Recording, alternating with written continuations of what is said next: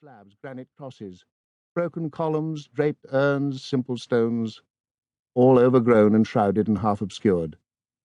Not a famous name among them, not a memorable title, only the obscure dead, forgotten, abandoned, capable now of nothing more than to decree a hush. The silence was violated only by Gilly's talk. He had one topic of conversation, and that one was inexhaustible, and everything recalled him to it.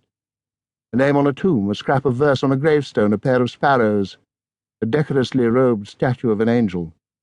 "If all right, that one," he would say, stroking the stone flesh of a weeping muse, his hands so coarse and calloused that John wondered how any real woman could bear them to touch her. Or lifting the ivy from a grave where lay a matron who had married 3 times. Couldn't get enough of it, could she? And these reflections led him into endless reminiscences of the women he had had, those he now possessed, and anticipations of those awaiting him in the future. Nothing stayed him.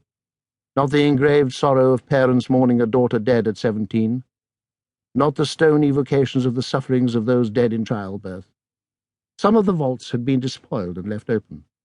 He would penetrate them, descending the subterranean stairs, shouting up to John and Marlon from the depths that here was a good place to bring a girl. "Be okay in the summer.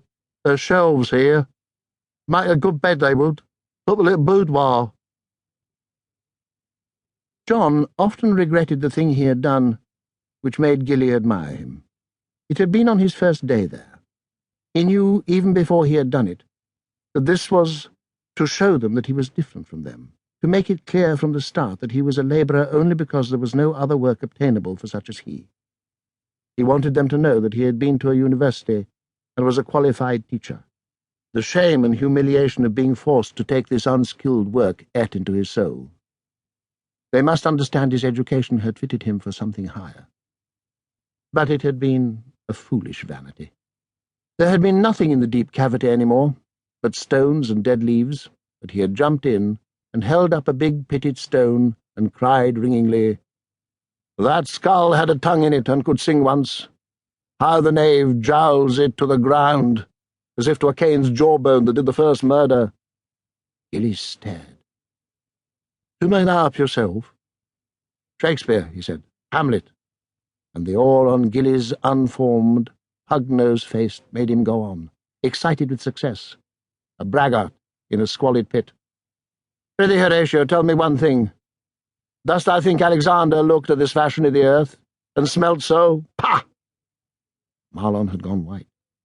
His face peaked between the falls of thin yellow hair.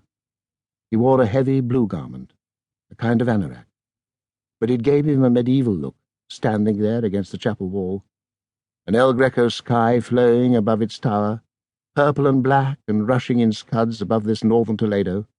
But Gilly was laughing, begging John to go on.